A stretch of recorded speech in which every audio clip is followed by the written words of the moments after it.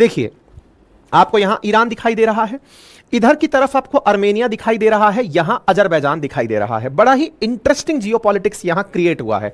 क्या क्रिएट हुआ है, जरा इसको समझने का प्रयास करते हैं। मेरे प्यारे साथियों, आपको अजरबैजान और आर्मेनिया के बीच का कॉन्फ्लिक्ट पता होगा। नगोर्नी काराबाख क्षेत्र को लेकर के यहां पर कॉन्फ्लिक्ट चल रहा है। दुनिया में जो कॉन्फ्लिक्ट्स हैं उन्हें अब तक अमेरिका और रूस अपने अपने तरीके से बांट कर चलते हैं। यही देखा जाता है कि अगर कहीं पर युद्ध हो रहा है तो एक के साथ में अमेरिका आ जाएगा, दूसरे के साथ में रूस आ जाएगा। ऐसा ही यहां पर भी हुआ। आर्मेनिया के साथ में खड़ा होकर के हुआ रूस, तो अजरबैजान के साथ समर्थन में उतरा अमेरिका। अमेरिका के साथ साथ इजराइल साथ में ही अजरबैजान का समर्थक बना। इसका मतलब यह हुआ कि आर्मेनिया अजरबैजान कॉन्फ्लिक्ट में इजराइल समर्थक है अजरबैजान का। इसका मतलब अजरबैजान और इजराइल की मित्रता है। बड़ा ही इंटरेस्टिंग गणित है यहां पर। आप इसको देखकर थोड़े कंफ्यूज हो सकते हैं कि सर अजरबैजान के बयान तो पाकिस्तान के समर्थन में आते हैं, अजरबैजान भारत विरोधी है। इससे कोई फर्क जियोपॉलिटिक्स में नहीं पड़ता। फर्क इस बात से पड़ता है कि किसको किससे क्या लाभ हो रहा है। इजराइल का अजरबैजान के प्रति समर्थन है और यह समर्थन इतना हावी है कि इजराइल के बहुत सारे खुफिया एजेंट्स एनी टाइम अजरबैजान में आज भी रहते हैं। यानी ईरान के बारे में, अब देखिए इसी के दक्षिण में स्थित है ईरान, तो अगर ईरान के बारे में कोई भी खुफिया जानकारी जुटानी होती है तो वो वाया अजरबैजान ही मोसाद जुटाती है। जिस एरिया में यह क्रैश हुआ है, जिस जगह पर यह घटना हुई है, वहां पर मोसाद के काफी सारे एजेंट सक्रिय हैं, ऐसा लोगों का कहना है। अब इसके बारे में प्रमाण क्या है, प्रमाण सुनिए।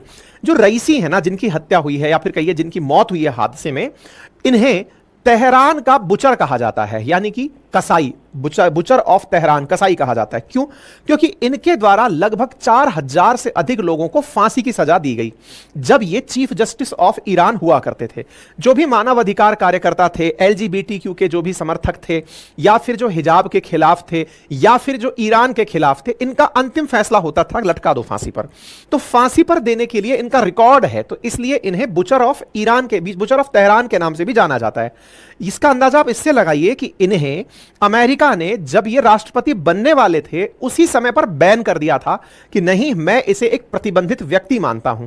आपको जानकर आश्चर्य होगा कि जो हमने आखिरी सेशन किया था जिसमें मैंने आपको यह बताया था कि अमेरिका की तरफ से कोई कंडोलेंस मैसेज नहीं आया, जब दुनिया भर के लोगों ने, रूस ने, चाइना ने, इंडिया ने, आसपास के सभी पड़ोसी मुल्कों ने, ओआईसी ने, यूएन ने, सबने कंडोलेंसेस दे दिए, तब जाकर के अमेरिका के विदेश प्रवक्ता के थ्रू एक मैसेज आया और उस मैसेज पर भी वहां के विदेश मंत्री को वहां के नेताओं ने घेर लिया कि आप इन्हें अपनी तरफ से कंडोलेंस मैसेज क्यों दे सकते हैं, क्यों दे दिया। इस बात को लेकर के घना विरोध हुआ अमेरिका के अंदर। मेरे प्यारे साथियों, यहां पर अब स्थिति को समझने का प्रयास करिए। जब मैंने आपसे कहा कि यह व्यक्ति बुचर ऑफ तेहरान के नाम से जाना जाता था, तो इन्होंने कुछ समय पूर्व ही, यानी कि अभी से 2-3 साल पहले तक तो चीफ जस्टिस थे ही, 19 से 21 के बीच में थे, उस समय पर अजरबैजान के अंदर ईरान के लिए खुफिया जानकारी जुटा रहे, ईरान के खिलाफ खुफिया जानकारी इजराइल के समर्थन में जुटा रहे 4 लोगों को इन्होंने फांसी की सजा दी थी। मतलब यह समझिए कि जब इनकी खुफिया एजेंसीज को पता चला कि अजरबैजान में कुछ लोग ईरान के खिलाफ जानकारी जुटा रहे हैं, उन्हें पकड़वाकर फांसी की सजा दी गई थी। कहा जाता है कि मोसाद यहां पर बहुत सक्रिय है और इससे अब आप तार जोड़ना शुरू करिए। लेकिन उससे पहले एक छोटी सी गुजारिश है आप सभी साथियों से कि हम आप लोगों के लिए दिन पे दिन बेहतरीन कंटेंट, वेल रिसर्च कंटेंट लेकर आते हैं और आपको YouTube का एक स्टैटिक्स दिखाते हैं। संभवतः आपको मेरी अपील का कोई मतलब समझ में आएगा। साथियों, मैं अक्सर आपसे कहता हूं कि आप में से जो लिसनर्स हैं मेरे, उनमें से 44% लिसनर ऐसे हैं जिन्होंने हमारे सेशन को सब्सक्राइब नहीं किया है, चैनल को सब्सक्राइब नहीं किया। ये YouTube का एल्गोरिदम है जो मैं आपको दिखा रहा हूं। 44%, लगभग आधे लोग ऐसे हैं जो हमारा सेशन सुनते हैं लेकिन सुनने के बाद भी बिना सब्सक्राइब किए चले जाते हैं। ऑन एन एवरेज मेरा सेशन 20 मिनट से ऊपर का होता है, लेकिन सब्सक्राइब करने में फ्रैक्शन ऑफ सेकंड, लगभग 0.19 सेकंड लगता है क्लिक करने में, जिसका कोई चार्ज नहीं है। लेकिन फिर भी आप मेरी अगर सुनवाई नहीं करते तो यह थोड़ा दुख देता है। अगर आप सहयोग करते हैं जिससे कि हमारा मोटिवेशन बढ़े तो हमारे लिए बहुत ही अच्छा रहेगा। खैर, यह सत्य है, बाकी आपकी मर्जी है कि अजरबैजान का पहले से ही इजराइल के प्रति झुकाव रहा है। अजरबैजान के राष्ट्रपति जो कि इजराइल के समर्थक हैं, अगर अब कयासों की कड़ी जोड़िए कैसे जोड़ी जा रही हैं कि जिस जगह पर इन दोनों ने मिलकर के इनॉग्रेशन किया एक डैम का। ये और इनकी टीम तो बिजी थी उस इनॉग्रेशन में। इनका हेलीकॉप्टर जहां खड़ा हुआ था वहां पर जो भी सिक्योरिटी एजेंसीज रही होंगी, उन सभी सिक्योरिटी एजेंसीज में से किसी ने अगर इस प्रकार से क्रॉस मतलब कहते हैं ना उसको क्रॉस एजेंट बन गया हो, या मोसाद के एजेंट वहां पहुंच गए हो और उन्होंने पहुंचकर इनके हेलीकॉप्टर में कुछ ऐसी गड़बड़ी कर दी हो जिसके चलते जब इनका हेलीकॉप्टर उड़े और वो रास्ते में ही क्रैश हो जाए। अब ये कॉन्स्पिरेसी थ्योरी हैं जो कि दुनिया में इस समय चलती आ रही हैं और इन्हें बल मिल रहा है इस बात से कि अजरबैजान ईरान का इतना मित्र नहीं है जितना इजराइल का मित्र है, और इजराइल उस घटना को बहुत बुरी तरह से लेता है कि जब उसके ऊपर ईरान ने हमला किया, जब ईरान ने इनके ऊपर मिसाइल दागी थी तो इजराइल ने इसे अपने ऊपर हमला माना था। ठीक है, तो ऐसी स्थिति में रशिया का भी बयान है कि वो इस मामले में यूएस को, जिसने एविएशन सेफ्टी और सैंक्शंस के चलते राइसी को कुछ मदद नहीं दी थी, उसे भी वो इस चीज के लिए जिम्मेदार मानता है। मैंने इस पर ऑलरेडी एक दिन पहले सेशन किया था, लेकिन इस बात को बल जब मिलने लगा तो बल जब मिला वो मिला जब मोसाद के बारे में जानकारी जुटना शुरू हुई। ठीक है, इसे लेकर के अब आप देखिए, चीन के अखबार ग्लोबल टाइम्स ने तो दावा ही कर दिया है कि इजराइल ही हत्या में शामिल रहा है। अर्थात चीन का अगर कॉन्स्पिरेसी थ्योरी माना जाए, जैसे आप और हम तो केवल यहां पर क्वेश्चन मार्क लगा रहे हैं, हादसा या साजिश। मैंने जब इस तरह का सेशन किया तो ये पहला सेशन था जब मैंने आपके सामने ये रखा, तो नीचे कमेंट बॉक्स में मैं देख रहा था बहुत सारे लोग मुझे ज्ञान देने चले आए थे और उसमें ये ज्ञान दे रहे थे आपको क्या पता है, हादसा भी तो हो सकता है। बिल्कुल हादसा हो सकता है, मैंने तो पहले कहा है कि हादसा हो सकता है, लेकिन जैसे मैं आपके सामने ये तथ्य प्रस्तुत कर रहा हूं, अगर चीन के सरकारी समाचार पत्र को या कहिए कि अखबार के चीनी सरकार के मुखपत्र सामना की तरह जैसे है, वैसे अगर ग्लोबल टाइम्स को बात माना जाए तो वो तो साफ कह रहा है कि इजराइल ही इस हत्या में शामिल है। अब क्या कीजिएगा, साथ ही साथ ये आशंकाएं और भी हैं कि सीआईए ने और मोसाद ने अजरबैजान के साथ मिलकर के रईसी की हत्या का प्लान किया हो। इवन ऐसी कॉन्स्पिरेसीज भी चल रही हैं कि इजराइल ने बकायदा खैमनेई के बेटे के साथ मिलकर के इनकी हत्या की प्लानिंग की। अब ये खैमनेई का एंगल क्या है, असल में क्या है कि रईसी जो है ना वो ईरान के धर्मगुरु खैमनेई के बहुत करीबी हैं। ऐसी स्थिति में उनका जो उनके प्रति करीबी होना है वो खैमनेई के बेटे को पसंद नहीं है। अब बेटे को क्यों पसंद नहीं है, क्योंकि उनका जो बेटा है, सुप्रीम लीडर का जो बेटा है, वो खैमनेई के चलते प्रेसिडेंट नहीं बन पाया था। तो ऐसी स्थिति रईसी के चलते प्रेसिडेंट नहीं बन पाया था। इसके चलते यह माना जा रहा है कि हो सकता है उन्होंने बैकग्राउंड में इस प्रकार की कॉन्स्पिरेसी प्लान की हो। ठीक है, यहां पर जनाजे में उमड़े हुए लोगों को आप देख सकते हैं जो कि तबरिज के अंदर, जहां पर इनका मतलब यह हुआ हेलीकॉप्टर गिरा, वहां पर कितनी बड़ी संख्या में मिलियंस ऑफ पीपल बताए जा रहे हैं। एकदम सड़क काली दिख रही है लोगों से जो यहां पर एकत्रित हुए, आप तस्वीरों में देख सकते हैं। अच्छा, फिर लोगों ने इनको रिलेट करना शुरू किया कि जैसे फकीर चाँद है जो कि इनके वो थे परमाणु वैज्ञानिक थे, उनको प्लान किया बीच में चलती हुई गाड़ी के अंदर मारना। परमाणु वैज्ञानिक जिन्होंने यहां पर न्यूक्लियर का प्लांट सिस्टम सेट किया, उन्हें बीच में चलती गाड़ी में टारगेट जब ये लोग कर सकते हैं तो निश्चित ही इस कॉन्स्पिरेसी के ऊपर से भी पर्दा उठेगा। ईरान में बहुत जबरदस्त तरीके से इन्हें यानी इनकी शहादत को ट्रीट किया जा रहा है इस तरह से कि इनका अब जन्नत में स्वागत हो रहा है। सुलेमानी इनका माथा चूमते हुए दिखाई दे रहे हैं। ये वही सुलेमानी हैं जिन्हें अमेरिका ने बगदाद के अंदर टारगेट करके मार दिया था। ये इनकी कुद्स फोर्सेस के हेड कमांडर थे और कहा जाता था खैमनेई के ये बिल्कुल राइट हैंड हुआ करते थे। अब इन दोनों को जन्नत में दिखाकर एआई जनरेटेड इन तस्वीरों के माध्यम से दीवारों पर पोस्टर बना करके बकायदा ये दिखाया जा रहा है कि हमारे देश को चाहने वाले लोग इस समय जन्नत में हैं। आपको याद होगा वही सुलेमानी जिनकी हत्या के पीछे हमने आपसे पहले भी चर्चा की हुई है।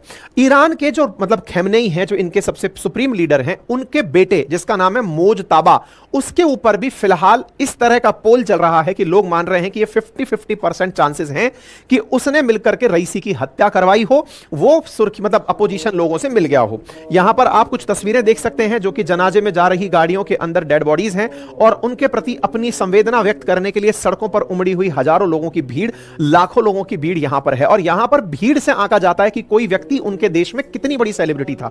तो कहा जाता है कि जब सुलेमानी की डेथ हुई थी तब लगभग 10 लाख लोग सड़कों पर थे उससे भी ज्यादा लोग रईसी की मौत पर सड़कों पर उतरे हैं। इसलिए माना जा रहा है कि ये एक बहुत बड़ा, आप देखें कि जिस सभागार में उनके अंतिम दर्शन के लिए चीजें रखी गई, मतलब पहले तबरिज में इनको रखा गया, फिर वहां से तेहरान लाया गया, तो जिस मॉस्क में तेहरान में इनकी डेड बॉडी को रखा गया, उसे आप देखें कि यहां पर जनता किस प्रकार से उनके प्रति अपनी आस्था रोते रोते व्यक्त कर रही है। यहां पर एक तस्वीर और निकलकर आई जब इनके वाइस प्रेसिडेंट, जो कि अब कार्यवाहक राष्ट्रपति बन रहे हैं, उन्हें कैमरों ने रोते हुए कवर किया। यानी कि यहां पर बहुत ज्यादा दुख है इस बात का कि ईरान ने अपना एक लोकप्रिय नेता खो दिया है और दुनिया भर के लोग इन्हें अब अपनी तरफ से संवेदना दे रहे हैं।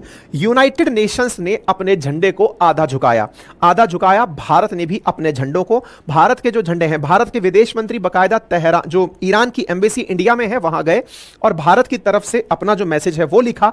भारत की जो तमाम सरकारी इमारतें हैं उन पर भारत के झंडे को आधा झुकाया गया, यानी आधा उतार कर पहनाया गया, कुछ इस तरह से, क्योंकि भारत ने भी ईरान के प्रति अपनी मित्रता दर्शाते हुए उनके साथ में अपने यहां पर भी एक दिन का राष्ट्रीय शोक रखा। जरा आप हेडलाइन देखिए, US condolences for राइसी reflect A delicate diplomatic ritual, कि यार समझ नहीं आ रहा है कि अमेरिका का रिचुअल बदल गया है क्या। इसके चलते ब्लिंकन को सीनेट में बुलाकर के सवाल जवाब किए गए। मैं आपको एक वीडियो दिखाता हूं जिससे आपको अंदाजा लग जाएगा। आप इसे वीडियो को देखिए। यहां पर सेंट जॉन बैरेसो, जो कि यूएस के सीनेटर हैं वायमिंग से, उन्होंने इनको बिठा करके, जो इनके विदेश मंत्री हैं, इन्हें बिठाकर एंटनी ब्लिंकन को इनसे क्वेश्चन पूछा गया कि आपने इन्हें अपनी तरफ से कंडोलेंस मैसेज दे कैसे दिया। Death of Iranian president राइसी, A mass murderer who targeted, threatened and attacked Americans. I think it is shocking that this administration would mourn the death of the butcher of Tehran. It's a terrible mistake.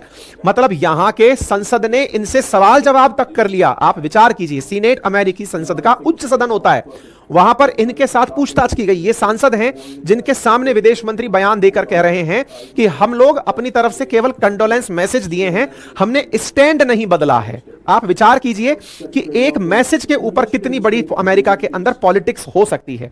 इसके साथ साथ United nation के security council के अंदर भी मौन रखा गया। कुछ देर का मौन रखा। इस मौन के ऊपर इजराइल भड़क गया। इजराइल की तरफ से बयान आया कि यूनाइटेड नेशन ऐसा कैसे कर सकता है, जो व्यक्ति मास मर्डरर हो, जो कि बुचर ऑफ तेहरान के नाम से जाना जाता हो, जो दूसरे देशों के लोगों को मारने की खुलेआम धमकी देता हो, यूनाइटेड नेशंस में उस व्यक्ति के प्रति कुछ इस प्रकार की संवेदनाएं कैसे व्यक्त की जा सकती हैं। इजराइल ने इसके प्रति अपनी कड़ी प्रतिक्रिया व्यक्त की और इस बात का सरेआम विरोध किया कि यह बात गलत है, उनके सम्मान में किसी प्रकार की सांत्वनाएं नहीं देनी चाहिए थी। और उन्होंने भड़कते हुए कहा कि आप एक आतंकवादी को हमारे साथ कंपेयर कैसे कर सकते हैं। एक तरफ हमास है जिसने हमारे ऊपर आफ्टर होलोकॉस्ट, यानी हिटलर के द्वारा जो जर्मन यूज के ऊपर जो यातनाएं की गई थी, उसके बाद दूसरी सबसे बड़ी यातना हमास के द्वारा हम पर की गई। उसमें हमारे 1200 से ज्यादा लोग मारे गए और उस स्थिति के बावजूद वो लोग हमारी महिलाओं के साथ रेप किए, बच्चों को और महिलाओं को और बुजुर्गों को बंधक बनाकर अपने देश में ले गए। आज तक वो लोग रिहा नहीं हुए हैं और उनकी तुलना आप इजराइल से कर दे रहे हैं, ये कहते हुए कि इजराइल ने ह्यूमैनिटेरियन असिस्टेंस नहीं दिया, ये कहते हुए कि इजराइल बदला क्यों ले रहा है। ये दर्शाता है कि आईसीसी इम्पार्शियल हो गया है। मतलब ये इजराइल जो आईसीसी है ये अब पार्शियल व्यवहार दर्शा रहा है। इस बात पर अमेरिका की भी प्रतिक्रिया निकल आई। अमेरिका के स्पोक पर्सन ने आकर, मैथ्यू मिलर ने अपनी तरफ से प्रतिक्रिया देते हुए कहा कि ऐसी घटना की हम सख्त निंदा करते हैं। हम अपनी तरफ से स्टैंड क्लियर करते हैं कि हमास एक आतंकी संगठन है और उसका इजराइल से कंपैरिजन उचित नहीं है।